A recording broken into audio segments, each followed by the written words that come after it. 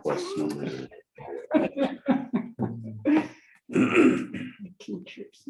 Arguing about. Okay, folks, now we're being recorded. So All right, yeah, yep. Look at it.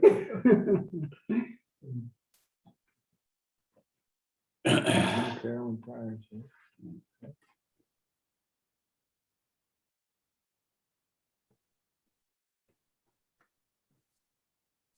Can you hear us? Yes. Kyle, do you kill that Chiron, this meeting is being recorded, or do I? I think you can. You can, I think. That's up to you to do. Yep. There, good. And you, I mean, you know, you can always, if we wanted to, before the meeting started, you could mute until the very minute that it starts too. We have no secrets. I'm glad to know that. We just can't talk about anything substantive. I know. Yeah, well, that's true.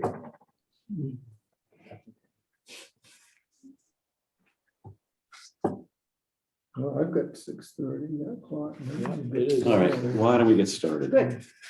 I would like to call this meeting to order. We have one agenda item, new business, discussion on whether to request the municipal review committee to call a special meeting to review the changes associated with the sale of the Hampton-based Coastal Resources of Maine solid waste handling and processing plant to a new company. If we could ask either Mr. Carroll or Mr. Aronson to give us an overview of where we are and what some of the issues are, that'd be great. Yeah, what I can do is, hi, my name is Michael Carroll. I'm the Executive Director for the Municipal Review Committee. And what I can do is I can go over the notice that you just recently received on the fundamental matters. Fundamental matters basically means that we have some of the items in the waste supply or lease agreement that either party has requested a change to during negotiations. This requires the MRC to notify its members of these fundamental matters. There are 4 fundamental matters. Number 1, option to purchase the land. In the current lease agreement, the MRC land could be purchased at the end of the initial term by Coastal Resources of Maine, CRM. If the MRC decide not to extend the term, DTE would like to see the opportunity come sooner. In this type of acquisition, lenders want the option of land ownership as part of the collateral. To obtain financing, DTE needs to show the lender a path to land ownership. This is just an option they are requesting be added to the agreement. The land sale would not happen until DET shows long-term reliability, stable operations of the Hampton facility without bypass for 9 consecutive months, including the months of July and August in that time frame. Remember, the sale of the land would not happen for some time, and DTE is not required to purchase it, but would have the option to do so in the future. Fundamental matter number 2, rebates. In the current agreement, rebates were based on CRM's performance. Their gross revenues had to hit a minimum of $16 million per year before rebates would even kick in. With recycle market fluctuations and the other unknowns in the waste industry, it was never clear when MRC rebates would have started or even if they ever would have occurred or been achieved. We want to change the rebate language and formula to a much simpler plan called shared tipping fee. The shared tipping fees program would start up once the 9-month performance test was achieved. DTE would give back a specific dollar amount per ton. This would take many of the unknowns out of the equation we faced with the current rebate program. In fundamental matter number 3 and 4, they're more or less the same matter, but they apply to 2 different agreements. So I'm going to go over 3 and 4 at the same time. And these are term. This is actually 2 fundamental matters because it refers to 2 agreement terms. DTE is asking to reset the clock on the current master waste supply agreement and the lease agreement. We are currently in these 2 agreements now just about 1.5 years. Purchasers and the financer would like to see the term reset to 15 years to give them the opportunity to recover their investment. those are the four fundamental matters that we have sent out to the members. Any questions? What happens if in the 9 months are not satisfactory? Then the option to purchase the land would not, we wouldn't exercise the option to purchase the land. What else would happen though? Would they still be able to conduct business? Would we still be stuck with them if they weren't doing things right? Well, there is an outside date in the agreement at which point they would be in default if they failed to achieve sustainable, stable performance that meets diversion rates and meets with their permits and meets all the other provisions of the agreement. And we have that there as a basically because if first of all to make it a requirement that DTE perform as indicated in the agreements. Second of all, to make sure that they meet the diversion targets that the DEP will mandate for them and that they stay in compliance with the existing or the then existing set of permits on the facility. So at some point, if they do not achieve stable operation and sustain stable operation, then they would be in default. And what happens if they're in default? Well, if they're in default in the agreement, then there are a couple of different options. It depends on what the default is and what it takes to cure the default. Okay. And again, if they're default on technical performance, among other things, their lenders can step in to cure the performance. If the lenders don't step in to cure the performance, then the MRC can terminate the site lease.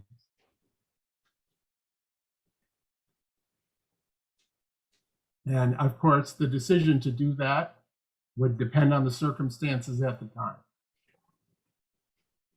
But after 9 months, if they were able to purchase the land because they've been doing things right, and then they stopped doing things right or things deteriorated, then what would happen? Okay, it's a good question because we raised the same point when we had the negotiation about the option to purchase the land. Which is right now there are a number of protections in the site lease itself regarding Delta Thermal's operation. And the MRC said that even if the land is owned by DTE, the MRC wanted to retain the protections as if the MRC continued to be landlord. So what you will see in the agreements is there are a number of provisions regarding Delta Thermal's performance that transfer from the site lease to the master waste supply agreement when the option is exercised. So for example, if they are not in compliance with the DEP permit and DEP does not enforce, the MRC can enforce under the master waste supply agreement, even if the site lease is terminated because they own the land. Which means if they're not meeting a diversion requirement, the MRC has enforcement authority as well. So there are a number of provisions along those lines, and I think that's how we've addressed that particular concern about longer term operation.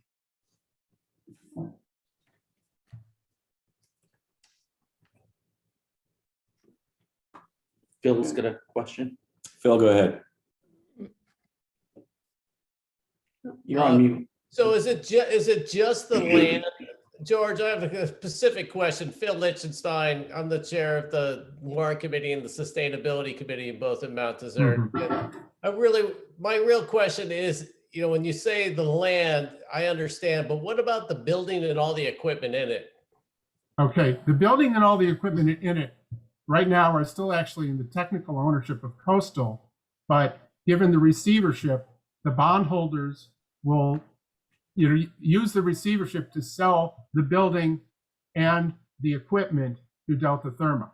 Okay, so that has never been anything that MRC has owned. Okay, the MRC owns the land, does not own the equipment, does not own the building. Now, if there is a default situation, and we've just been through this for a year with Coastal in default, we end up in a negotiation to see what the next step will be, and we do not want to go back to that status, but you're right, there is some chance it has to happen. The agreements need to address it.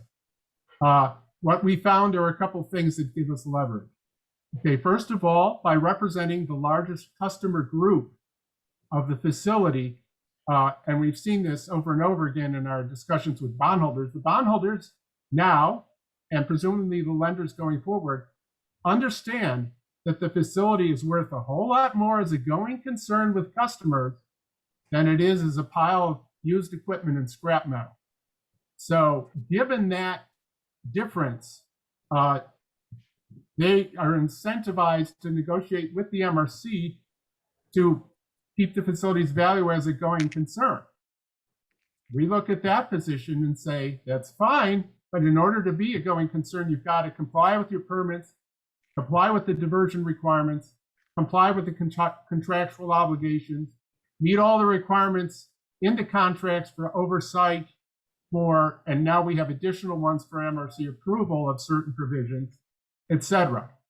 Now, is there some chance that they'll come in, not perform, and we'll have to go through this again?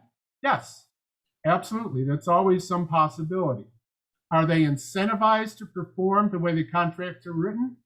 Yes. I think the big difference here from what we've seen is that, and I think you may have heard this before, is that frankly, Coastal was undercapitalized, number one, and I think their financing was structured in a way that made it difficult for them to get more capital in the way that was needed to complete the job. From what we've seen, Delta Thermal is sufficiently capitalized, and their lenders, having put the money in, are incentivized to step in and cure even if Delta Thermal does not perform. Now, we have put in extra levels of oversight that we didn't have before so that the MRC is more involved. The MRC is native to Maine, represents the municipalities. We have relationships with the DP. We have relationships with local suppliers. We have relationship with the local municipalities, obviously, and through them with utilities and others who are other suppliers who are going to be essential to a success of the facility. So that relationship and the MRC as an active partner is going to be very important to any successful endeavor. We want to make this succeed. In our view, and I've said this before, the best way, in our view, for the joining members to manage their MSW with a maximum of diversion from landfill and incineration to better and better uses for the material both today and as we go forward, is to reopen the Coastal Hamden facility. And we think that the deal that's been negotiated with Delta Thermal and the bondholders is the best chance we have to succeed in that way. So I don't know if I answered your question, but I'm trying to address it the best I can. Well, you did. Thank you, George. You definitely answered my question and answered them very well. And many of the things you say is the attractiveness to a buyer to begin with. Having the contractual agreements and the permits all in place makes it a very desirable to any buyer that's willing to step up this. My last concern is 9 months, enough time to show performance to be able to hand over. What is roughly the assessed value of the land? Well, I think there's I'm not going to use assessed value, but I think the purchase value is roughly $7 million. Perfect. So, well, let me address the 9-month issue, because I think there are a couple of considerations here. First of all, it is the outcome of a negotiation, so it's the best we can do. But I think we were comfortable saying 9 months for a couple of reasons. The facility was up and running. We watched it operate, and we know where its strengths and weaknesses are. So we're not starting from scratch here. We have a base of some level of experience to know what needs to be done. Improvements are needed, particularly in the back end, but the front end ran fine. Michael and I were in there last November 2019 counting trucks and taking pictures and watching the performance test. So we have a pretty good idea of what the facility can do. And we were, frankly, have been monitoring data all the way from its first truckload of trash in April 2019 through the suspension of operations in May 2020. So we're not starting from scratch. I think the second thing is there, while the Coastal Hampton facility has certain unique elements, and in particular the back end, which is oriented towards pulp production. This is Maine. There's a thought that a facility that produces pulp could be a natural partner to some of the existing mills in Maine and in the region. And that's a feature that's somewhat unique to this particular approach to solid waste management. But there are other facilities up and down the East Coast with similar, not exactly the same, but similar technology that have been operating and doing just fine. So we have some confidence as well. And again, we know and are in contact with the facilities ranging from Rochester, Massachusetts to Martinsville, West Virginia, Moncks Corner, South Carolina, and Montgomery, Alabama, which are 4 of them. It's one in Canada as well. And so this is not a brand new, never tested concept. It is a facility that is unique in some ways, but we are familiar, and there is a body of knowledge and understanding of what these things can do. And I just want to clarify, the 9 months doesn't start when the deal is closed. DTE would give us notification, 2 weeks notification of when they would like the 9-month clock to start. So the 9-month clock, and of course there's options all written throughout the agreement of ramp up times and when waste needs to hit the floor.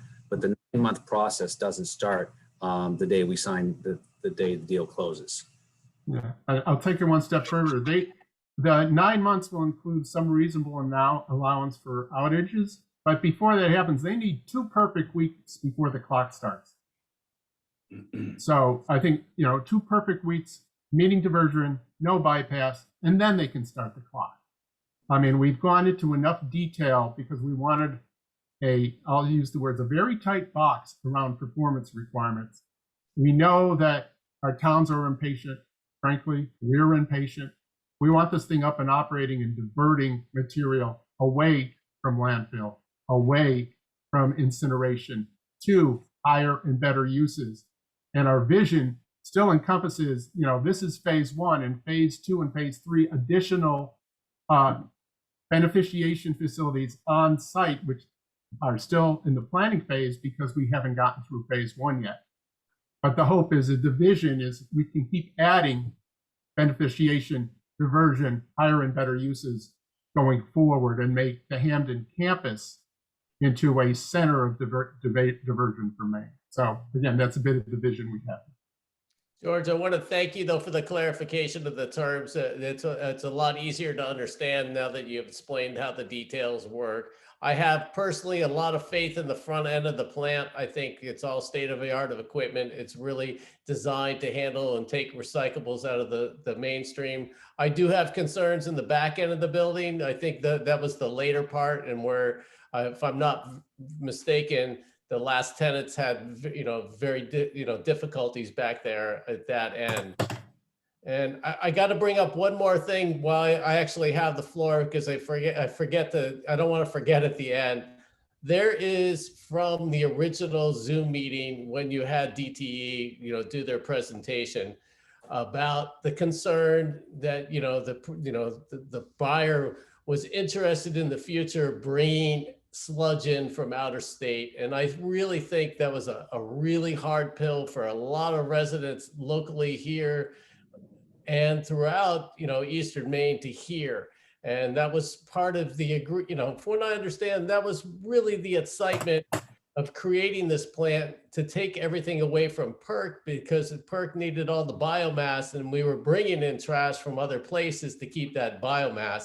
And I think there's a lot of local residents that have huge concerns. I do know DEP permits would be required, but I think that this is something that's very difficult for a lot of our residents. So thank you. I'll let you speak for a minute. No, I appreciate the question. And we are equally concerned. I think that, first of all, we are very clear in the documents to incorporate language that the facility is being opened using fiberite technology, okay, which is the existing technology.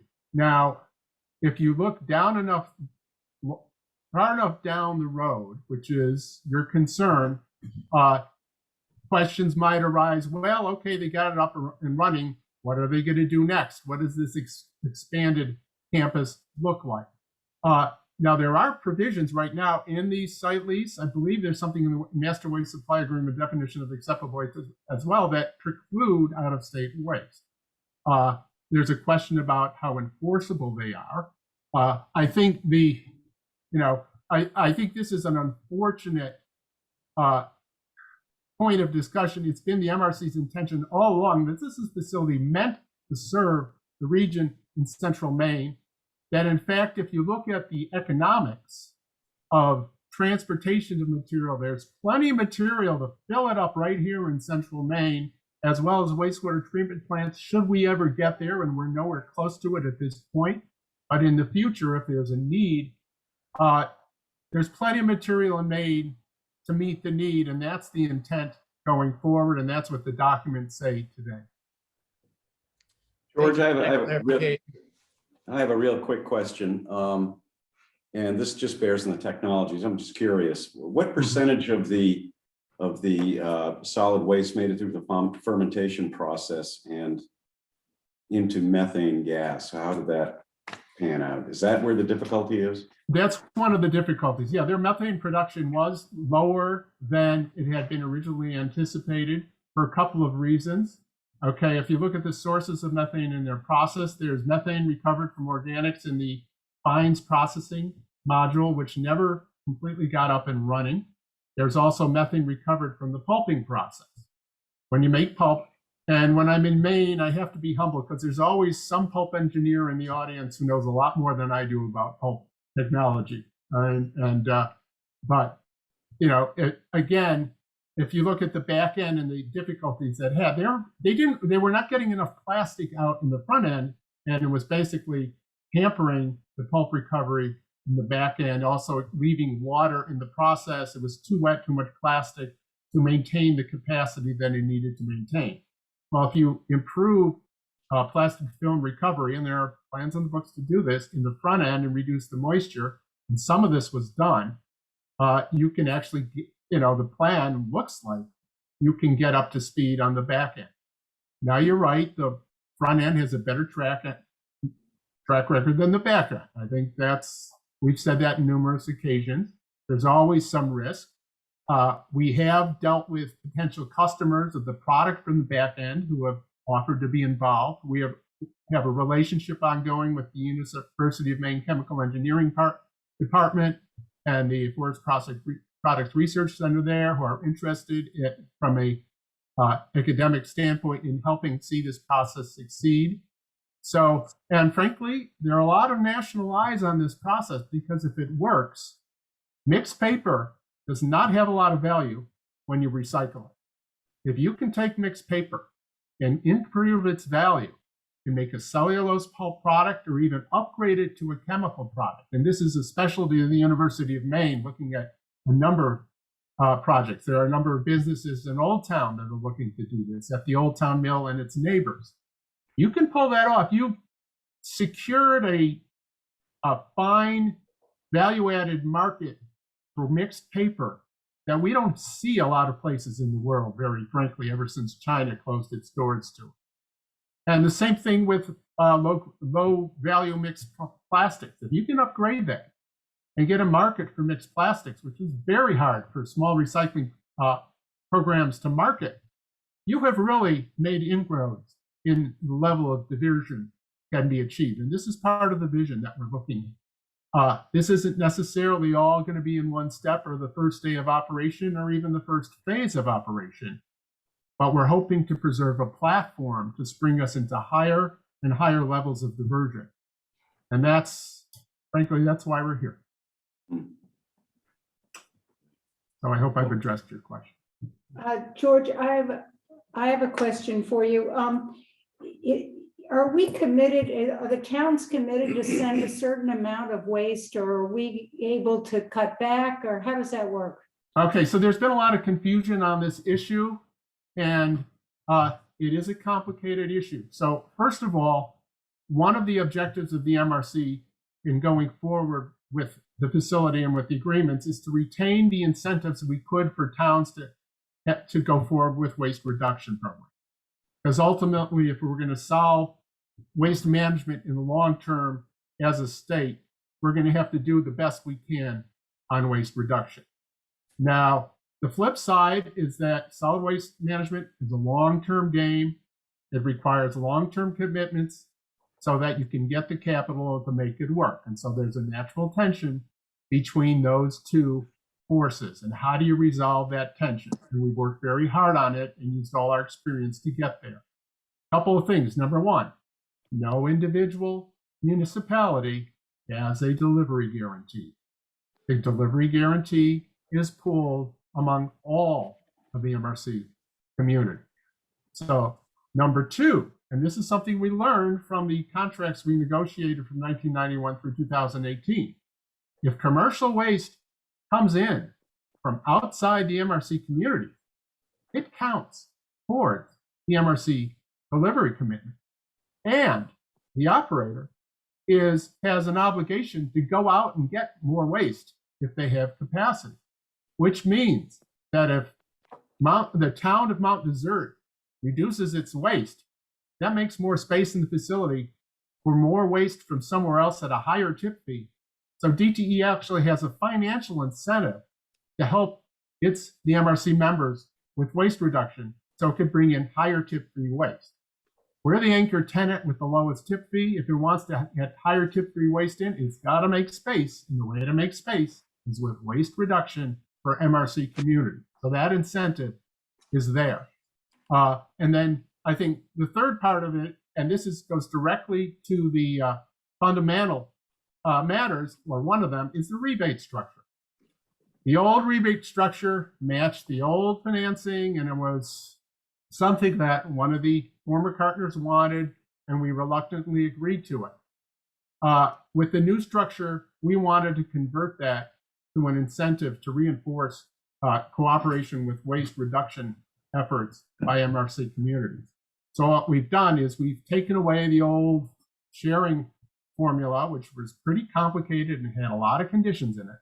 And we've gone to a simpler formula, which is that Delta Thermo pays MRC by the ton. And if the MRC reduces its waste, Delta Thermo doesn't have to make that payment.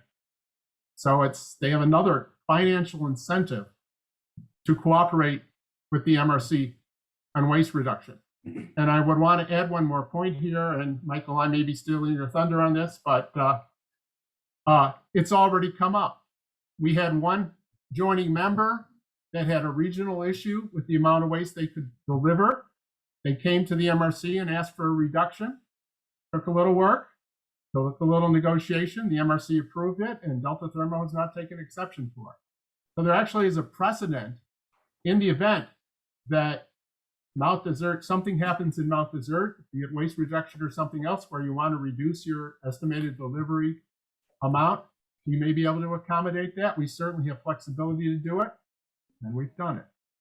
So I think, of course, there's that tension between the long-term need for certainty on the part of the investors and the short-term want of flexibility to pursue waste reduction. We get it. We've worked hard on it, and we'll work with our towns to make sure they can do what they need to do and keep those incentives in place. So that's, I think, again, it's an innovation of this contract structure, but it's something where we're trying to do the best we can to make sure that Delta Thermo's incentives are aligned with the MRC and membership incentives. Mike, this question for you, or a request. Could you clarify what the role of the MRC is going to be as the relationship, or as this deal goes forward? How is that going to change? So a couple of things that we negotiated from, learning with our previous partner there is we've put into the agreement stakeholder meetings. So we are to have monthly stakeholder meetings. DET has to share their operational plan with us, and then we have to approve that operational plan and approve changes to that operational plan. And then also there's reporting. So there's several pieces of reporting where we'll see everything that's going in, everything that's coming out, everything that's going for diversion, what the levels are of gas, pulp, commodities, and that type of thing. We've also had them put a performance bond up in case MRC has to step in at any time, and like we did at the end with fiber right there, so that we have the funds available to us to keep the plant operating and get things taken care of. Okay, so you're going to continue in your role as collective bargaining mediator. Sir. So forth. Yeah. Yes. Okay, okay, Michael, if I can add one or two more, just to give you an idea of the detail we've gone into here. The MRC made it, absolutely insisted that, first of all, that that Delta Therm is going to have somebody in Maine resident as its representative.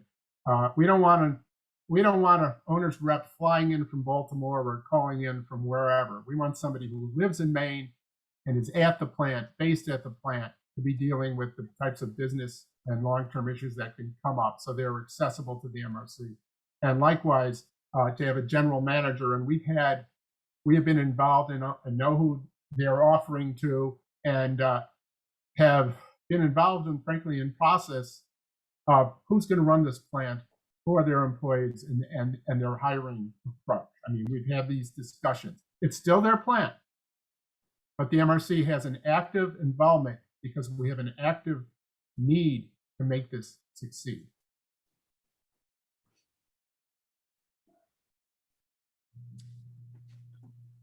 I've got a Matt, go ahead. just wondering, I know the previous owner and operator of the facility had some issues with delays in permitting, which doesn't help if you're not financed properly, obviously. There were the briquettes that they were supposed to be producing, and I don't know that they specifically got that permit, but is there a permit in place for that plant to produce those currently? Yes, so we've been working very close with the DEP. The MRC is when the plant started to see their financial trouble, and all those permits are in place now. That is called a beneficial use permit, and that permit we finally got signed and issued to Coastal about 2 weeks prior to their closing. We've been in constant contact with DEP and working with them where we came in and secured the facility. So all those permits have been preserved. And of course, we've been working with DEP to make sure that there can be a transitional phase with the new owner on those permits, and been assured that there can be. Okay, and just the second question I have is actually, I guess, for my cohort sitting here at the table. My understanding is our responsibility here tonight, based on the agenda and based on the deal that we have with MRC, is to look at these 4 changes to the contract and decide if we have an issue with any one or any combination of those 4 changes, which are giving them the option, the new operator, the option to purchase land after certain benchmarks are met, a change in the rebate structure, and then the 2-year extension of the master waste supply agreement and the site lease. Does anyone here have a problem with any one of those 4 changes at this point? Because it seems to me there's 2 separate conversations here. Well, I think that in order to fully appreciate, some of us at the table, I think all of us have been researching this and trying to study and figure it out, because it is complicated. We've also gotten a lot of, I think all of us have had a lot of concerns from the community. So I think you're right, we do want to talk about that, but I think in order to consider those fundamentals, we need to have an understanding, and the people attending the meeting need to have an understanding of the overall setup, so they can be comfortable with it. Because there's been a lot of news, there's been a lot of rumor, there's been a lot of conversation, and I think it's good for us to put it out there. I agree with that, but if it comes to calling a membership meeting of the MRC, we've signed up and we've said we'll only do that if we have a problem with one of these 4 issues. Mm-hmm. So my point is, I think we could decide that, and then if we want to continue the conversation further, we absolutely can. I think we run a danger. I watched the Bar Harbor meeting the other day, and you get into the weeds awfully quickly, and you end up dealing with things that don't have anything to do with these 4 points. I guess that's just my issue. Yeah. I mean, yeah. I don't want to face the danger of getting too far in the weeds when this is what we're specifically here to meet about. Well, it actually is beyond the 4 points. And one of the things that I was specifically concerned about was the impression I was getting. I was at the Southwest Harbor meeting. I zoomed in and kind of here about half the meeting. But there was this mention that, or something suggesting that the MRC was going to at some point withdraw Yeah, in terms of their role in overseeing and providing management. And that was my biggest concern. So I think you've answered that. yeah, I think it would be hard for us to feel good about the sale of the land if we didn't, or the option to buy the land if we didn't feel that there were going to be some oversight following that, because I think that'd be a problem.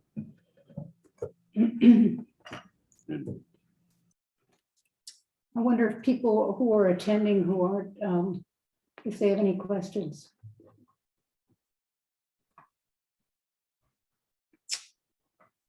How many people do we have on this call? Do you know? I think we're seeing them all. Yeah, I think Is that's. it 12. 12? Yeah, they're all, yeah. Uh, Carolyn's muted. You're You're muted. You're Carolyn. muted, Caroline. When you're upside down. Sorry. Hey, there's a really limited internet connection at RA Corner tonight. So I have been dropping back and forth between my laptop and my phone. I've been disconnected a few times, so hopefully this is a decent transmission. I have a lot of questions, and I just first wanted to thank you for having a special meeting tonight to discuss this. And also, I thank you for your continuing public service. I'd like to shift a little bit to what I think is a main issue for tonight, which is Delta Thermo Energy. I think the weeds part of the discussion is talking about the processes that would happen at the plant. And I think what's at question that has been in the news is the suitability of this particular company to do this particular job. I also wanted to express concern in what I've heard this evening in terms of the proposed land sale and also the transfer of the solid waste agreement to this particular operator contractor. So I think one of the outstanding questions as reported in the Bangor Daily News is, who is this company? Who's behind it? What is their track record? Before we sign a 15-year multi-million dollar agreement, there are unanswered questions about the integrity of this company. So I'll stop there for now. Thank you. Michael, you want to go first? Actually, I was going to leave that. I was going to let you do that one, George. Okay, I'll just say that. Okay. I'm happy to do it, but I'll also defer to my executive director. A couple of things. I mean, this question comes up. I mean, and so I think it's fair to lay out the circumstances that got us here, because this is frankly not a place we'd prefer to be. We'd prefer to have Coastal and Fiberite operating a facility and diverting 80% of what came in or more away from landfill. That's not where we are. We're in a position where Coastal borrowed upwards of $50 million from lenders, didn't pay the debt service, defaulted, and the lenders came in and do what lenders do. And unfortunately, the lenders are now, through the receivership, in control of the facility.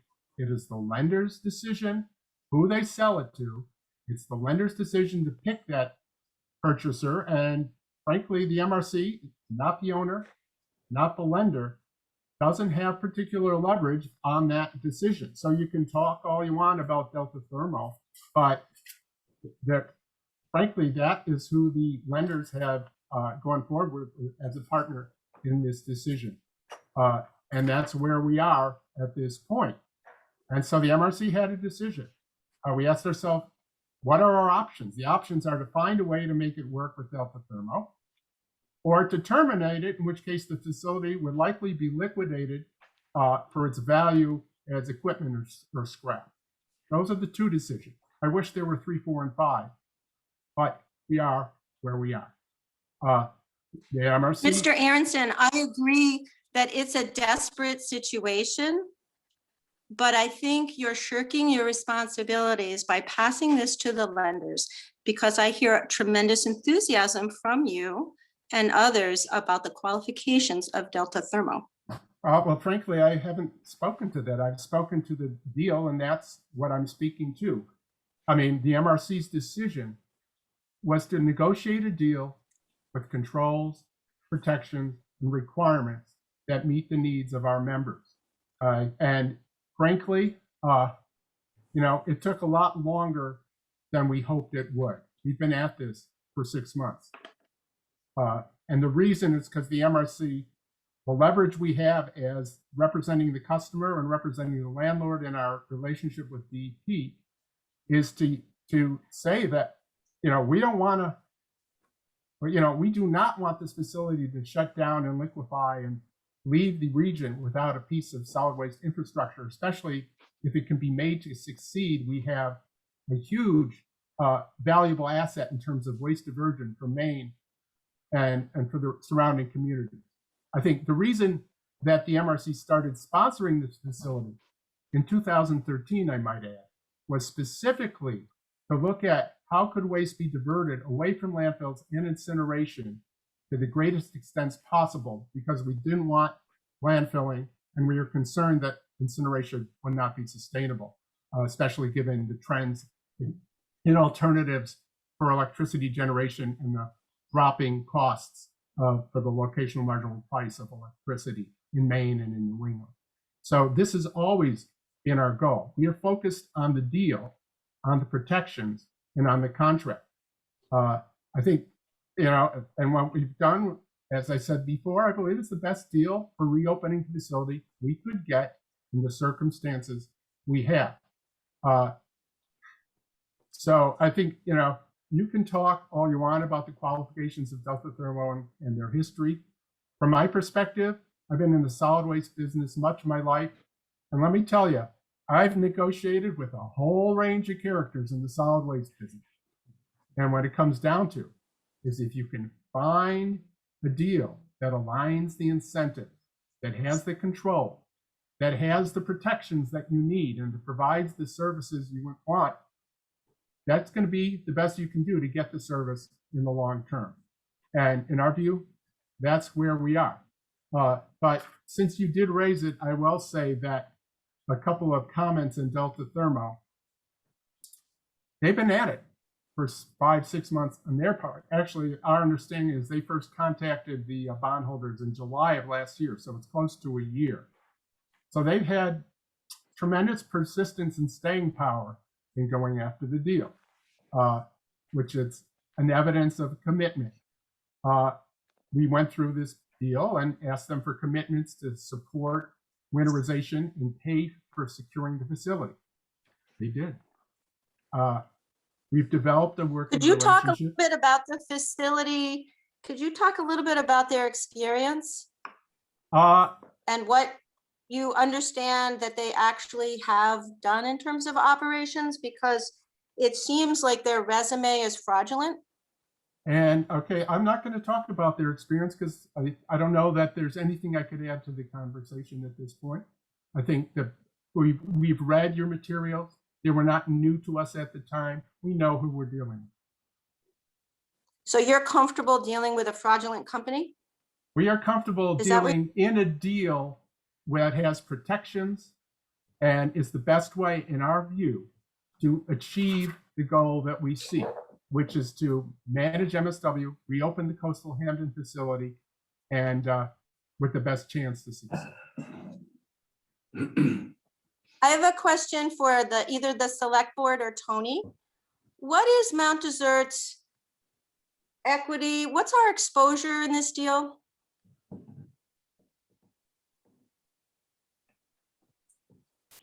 I don't think Tony must have stepped away. I'm not quite sure what you mean by what is our exposure. We're part of the MRC. We're part of the 115 communities.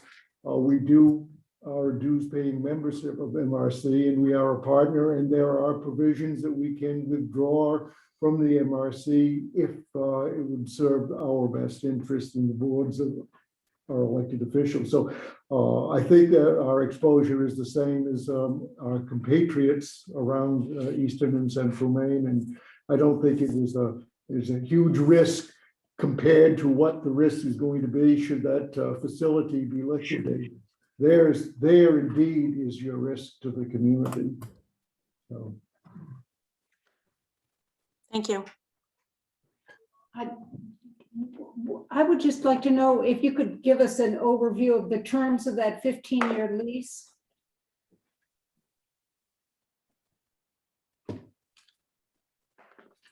Okay, you want to do that? Or you want to do that? The terms, I'm not sure what you're asking. Well, 15-year lease, what is, how does that work? If it's not working, if they go into default, it's automatically broken. Can we get out of it? Can they get out of it? How does that, I just. Yeah. So depending on what the default was or the severity of the default, MRC would put them on notice of default. And whether, depending on the default, or whether there was a cure period or that was an immediate default or a termination of lease, it would all depend on the default. But we would put them on notice of the default.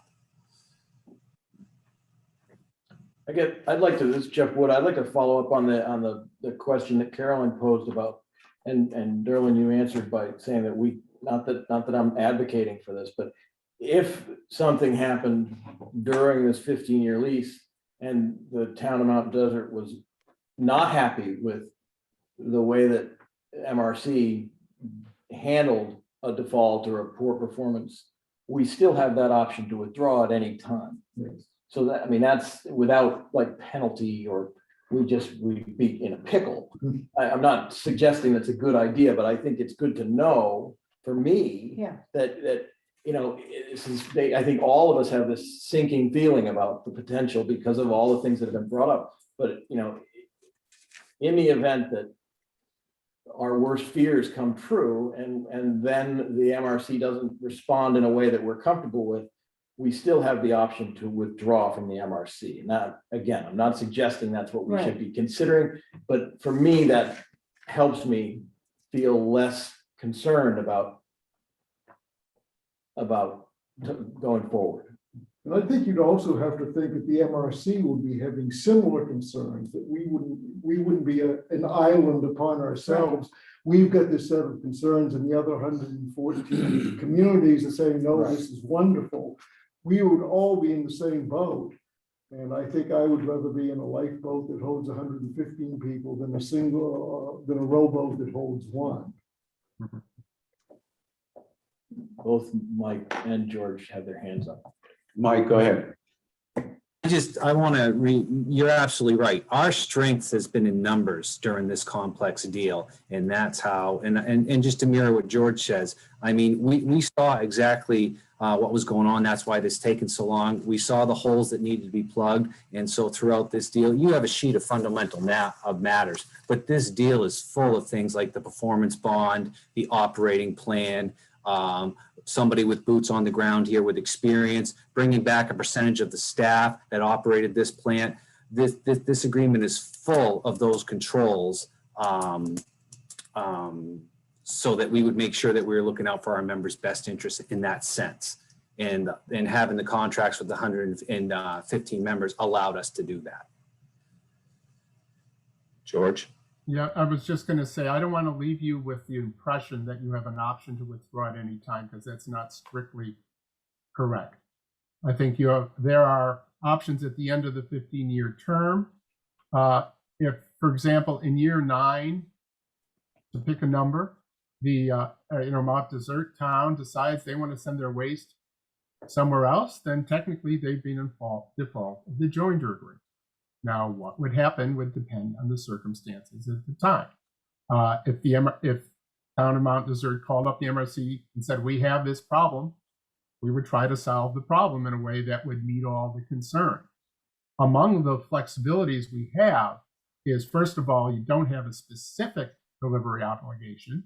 You have a pooled delivery obligation. So if there's another town that wants to come in and says, hey, we want Mount Desert's spot, we could arrange a swap, and would probably be something that Delta Thermo wouldn't really care about. And in fact, if you look at the history, we had that feature ingrained from 1998 through 2018 in the old Parker agreement. So there are ways to do this where if you have a concern, we can meet it. And again, the MRC is a membership organization committed to meet the needs of its members. So if you have a need, tell us what it is. We'll be very creative and figure out a way to meet it. But to just start sending trucks in the other direction without notice would be a technical default of the agreement. So I just want to make clear that distinction. I think the advantage of having a regional organization with some more resources is we can figure out creative ways to solve problems. But as I said before, solid waste management is a long-term problem. It does require long-term commitments. We can address commitments by individual circumstances. We've done it before. I'll do it again. But I don't want to leave the wrong impression on that particular question. Can I just make the, Go ahead. I just want to make the comment that, speaking of that joinder agreement, I believe we as a board were in favor of that joinder agreement when our town signed it several years ago. So, I mean, we have to take some ownership for that, I guess, if anyone has a problem with it now, not being able to just walk away from it. Yeah. How long ago did we sign that? Well, it would have been when Coastal was getting up and going, probably 3 to 4 years ago. I think it was that joinder agreement was a 15-year deal. Tony would probably know the details on that. That was 2 to 3 years ago, Matt. Okay. A little more than that, Tony. It was actually June 30th, 2016, but forgive my. Wow, sure, Matt. Time flies when you're having fun, yeah. Wow. Okay, Caroline, do you have a question? I do, yes, thank you. Let's see if I can get rid of that hand there, lower hand, okay. Yeah, so getting back to the purpose of tonight's meeting, which is to request that the MRC hold a true public meeting. This is a big deal. I think if there's one thing we can agree on, it is that this is a big deal.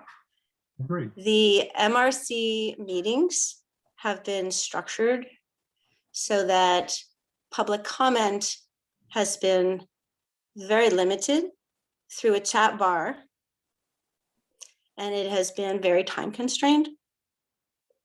And so what I think, my hope is that our Board of Selectmen will appreciate good process and allow for a true exchange between the MRC communities.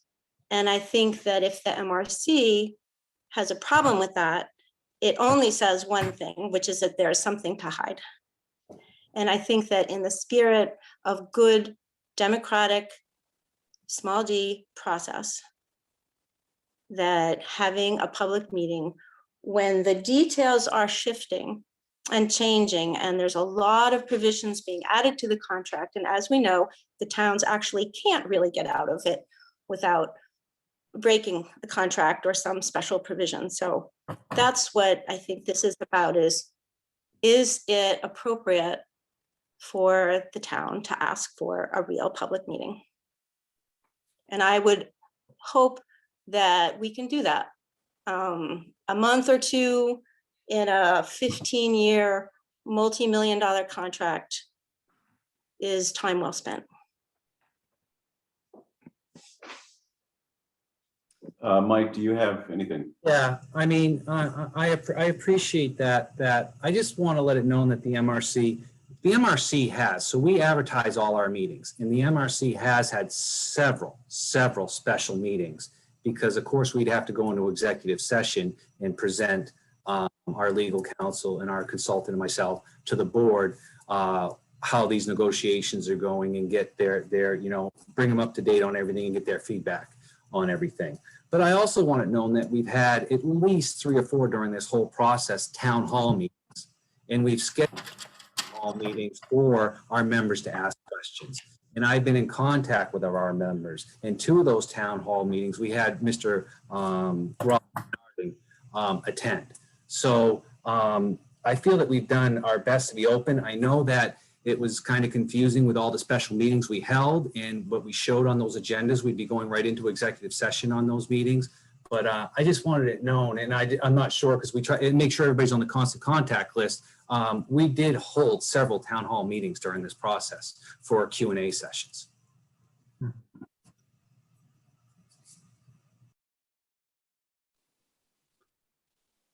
As I understand it, in order for there to be a meeting of all the members of the MRC, there'd have to be 60,000 tons represented, which would mean several towns, including at least one very large town. Is that correct?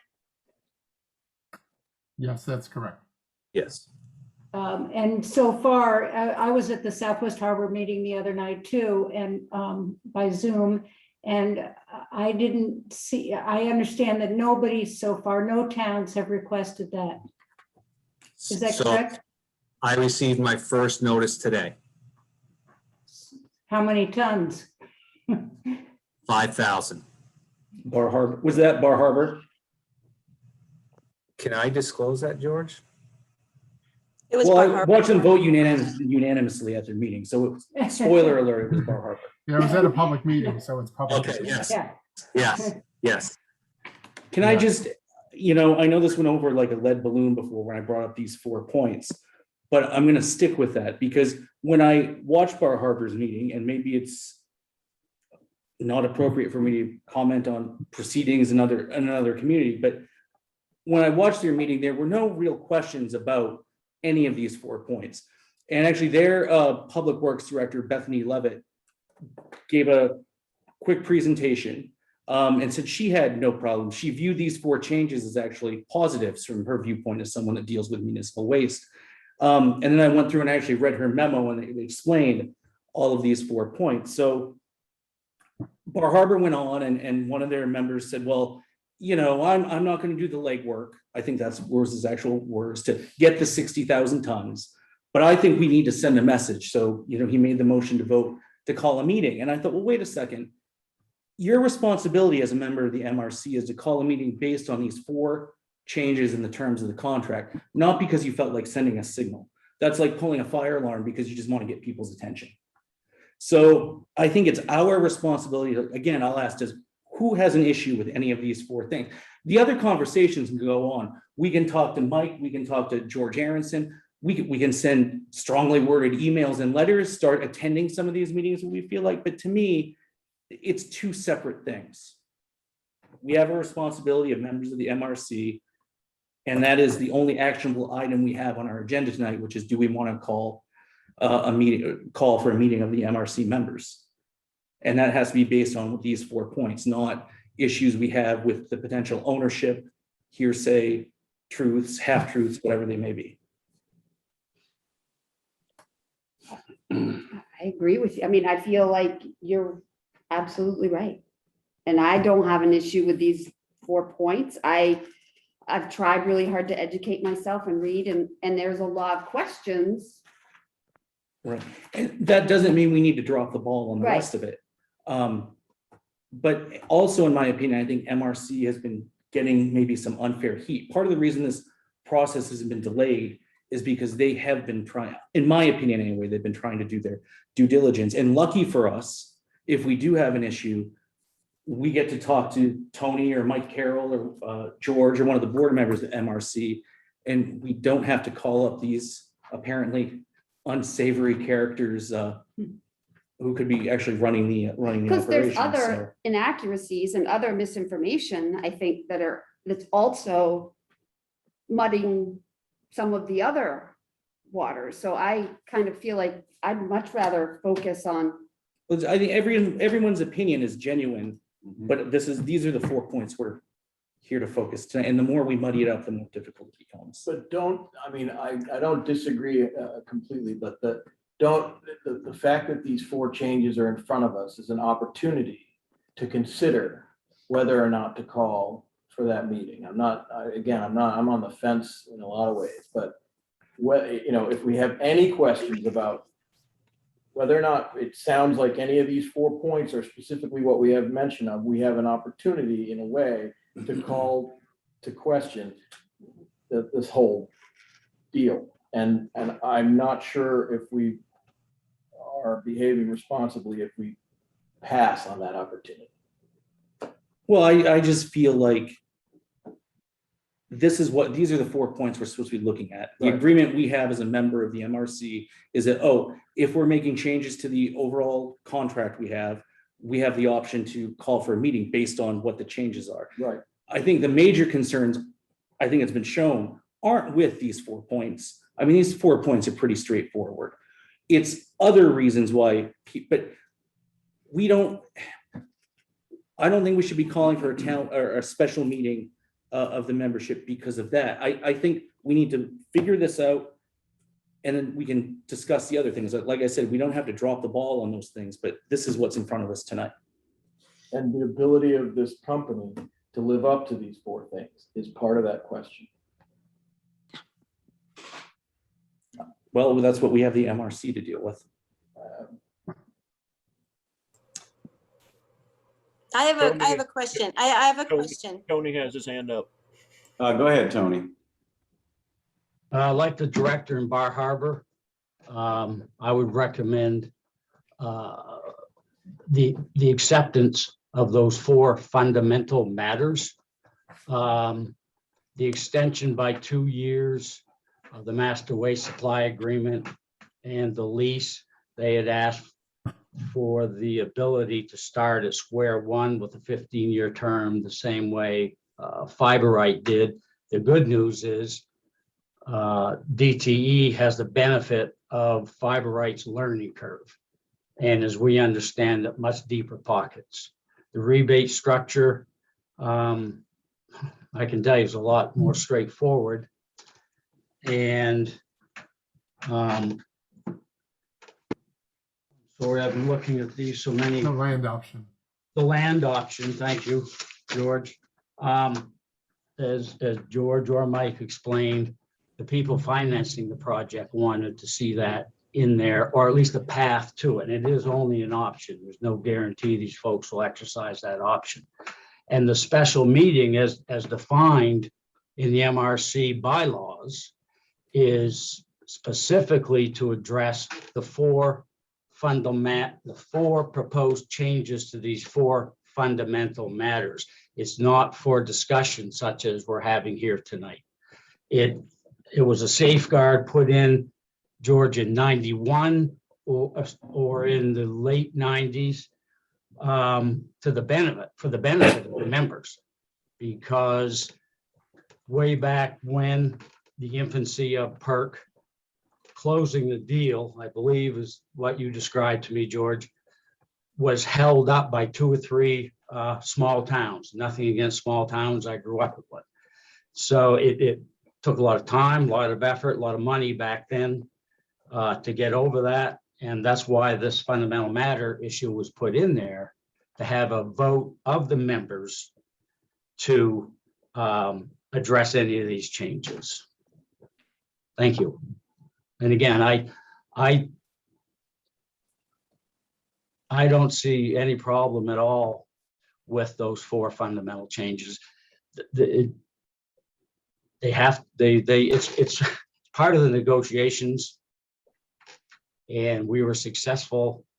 There's a give and take in negotiations, and this is a result of some of those negotiations.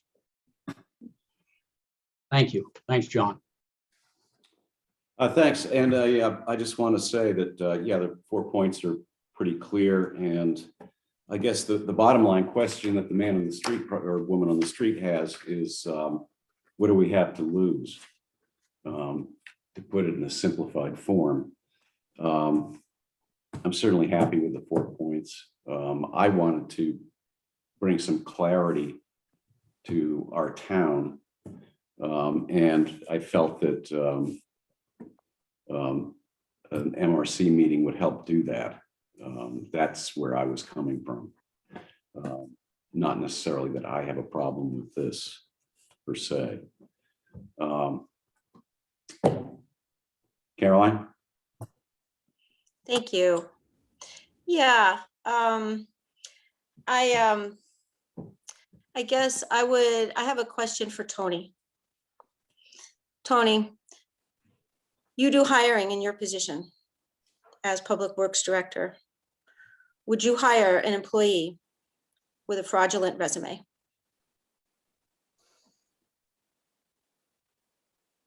What resume are you referring to? I've not I'm seen, referring to Delta Thermo Energies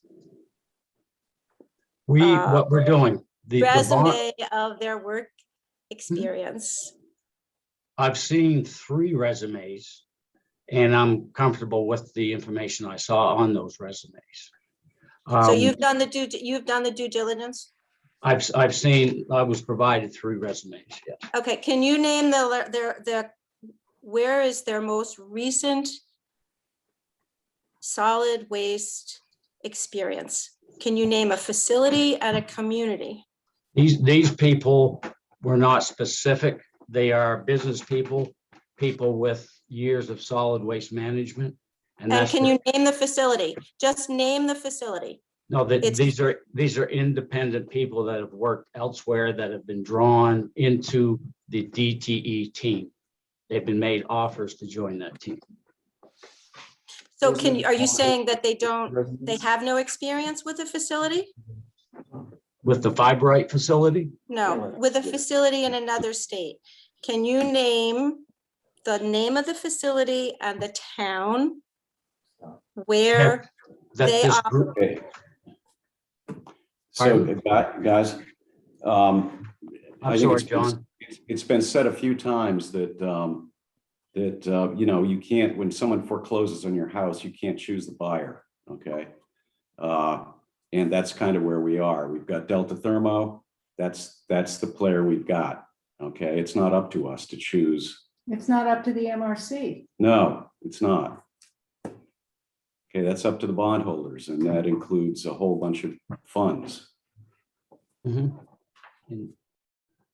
Tony? Well, Just I one, appreciate. just one last, Go ahead. thank you. We're fortunate, the MRC is fortunate that we were allowed to be involved with this sales process.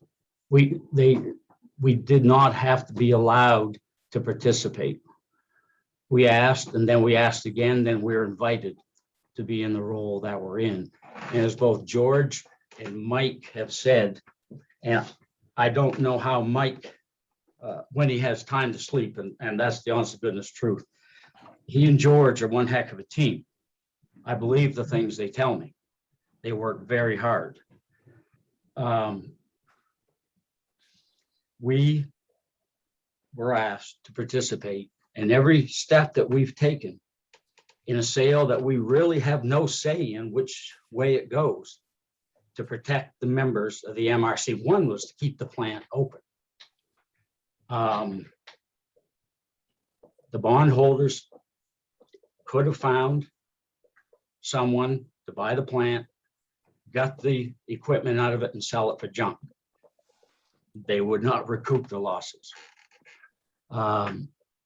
So that's the MRC, Martha, as you said, does not own it or indicated. We don't have a say in the sale, but we do indirectly by getting these safeguards in for our members. And the MRC's been around. There were rough growing pains in the early 90s when PERC first came online. That resulted in the subsidies for electricity, et cetera, and the MRC. And we do have a seat at the table at least monthly, and Mike, I'm sure, will tell us if we need to have more than a monthly meeting. The DEP will likely be in attendance at those meetings. DEP's been involved with this indirectly, just being informed of how things are going in general, right along. Thank you, John. Yeah, thanks. Great. So, Do you want a motion? sure. So I think we want to move in the affirmative. So we usually try and do. Or Yes. do we only have to, if we'd like to call the town meeting, if that's what we decide, we have to take action? If we don't take action, there's no, or town meeting. I think we should bring it up for a vote okay. and then vote it down if we don't want Okay. it. Don't you That's think? typically what we do. Okay, I move that we request the Municipal Review Committee to call a special meeting to review changes associated with the sale of the Hampton-based Coastal Resources Maine Solid Waste Handling and Processing Plant to a new company.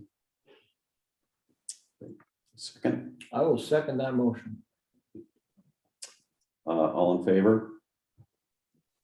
All opposed? You're I'll be in favor. You're in favor? Yeah, I'm in favor of that. You're in favor of having the meeting? 4-1.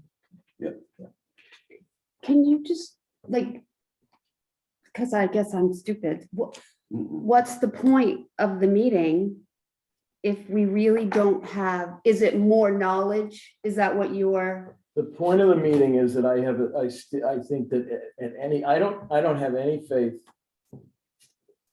I have a certain lack of faith, regardless of the elements, these four fundamentals, with the company that's on the other end of this to follow any of their agreements. And so, and I understand, and I respect the people that have spoken, and I know they've worked hard, which is quite frankly, part of my concern is that they've been working at this for a long time and things fell apart, and it is a little bit desperate. I would prefer to have heard directly that, yeah, this is not a good situation. We're stuck with working with somebody we don't trust, we don't like, or closing down this plant, which is not a good option. So, and I am concerned about that. And I think that any opportunity we have, I mean, every contract and every lease agreement is filled with loopholes. They change a small thing, you can revisit the whole thing. Okay, and I just, anyway, that's why I want more information. I don't have a lack of trust for the folks that have spoken at all. I think most of them spoke very cleanly and clearly, and I think they've done everything they can to put in place these safeguards, but I still don't trust the company to adhere to them. I still don't. They mentioned a couple of times that the MRC would have to approve any operational changes, or what? Or what? We don't have an or what, and this is a big corporation that, as Caroline has pointed out, has a less than stellar history of telling the truth and following rules. And maybe it's from the last 4 years of politics, but I don't believe them. They're in it to make money. These people the MRC has been working at it for a long time. They're in it deep. I'm not sure about the objectivity sometimes. I want more information. That's why. Okay, thank you. I agree with you. Thank you. I agree with you. And the only reason I didn't vote for the meeting is I think it's impossible. Probably so. But I agree with everything you're saying. I But mean, I think the MRC is doing a bang up job with in a crummy situation. Trying, yes, absolutely. And, and they're doing everything they can, and I'm impressed with their work, but I agree with you. I don't have confidence in this company that's buying it. I think we're really stuck. Yep. And I think that the best thing that our town can do is, and our island can do, all the towns, is to work hard on producing less waste, because that's the only way we're going to eventually right ourselves. But easier said than Well, done. somebody told me once, it's better to continue to throw rocks on the train than to lie down on the tracks. So that's what I'll continue to do. Good, Good. good. Thank you. Thank you. I didn't mean to put you on the spot. I just That's feel okay. so, I should be prepared to be on the spot. Well, you're not alone, Wendy. I just feel so I'm sure. unsure of what I'm making. And that's why I'm looking to MRC, because obviously I have to put my trust somewhere and, It's Well, hard. we're all stuck. okay, I just want to make sure Trust is a valuable commodity these days. Yeah, it is. It's becoming very I important. just want to thank all of you for attending tonight's meeting. I really was very helpful. And I appreciate the work that the MRC is doing. I know it's been rough. Probably will be. Thank you. Likewise. Yeah. My line is Thanks, guys. always open. Feel free to reach out to me. I'm in the office every day. We have an office right here. My line is always open. I want to let you know that I've been calling all the members since the fundamental matter notice went out and been discussing things with them. So my line's always open if you need me. Thank And I you. just, if I can, and forgive me for breaking in a bit, but I want to thank you all for your input. It is important to us. It is important that we hear what is being said, what is being heard, what is and is not understood, and what we can do better or which directions we need to push harder. So thank you for that input and all of it. And I say that sincerely, and we'll continue to do what we can to serve our membership and to push for success. Thank you. Thank you. Thank you. Thanks, guys. Move adjourn. Second. who is George? Is he He's a He's a technical consultant. specialist.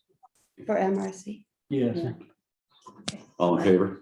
Aye. Aye. And he's been posting everything all the Okay, is that, time. that's what I figured.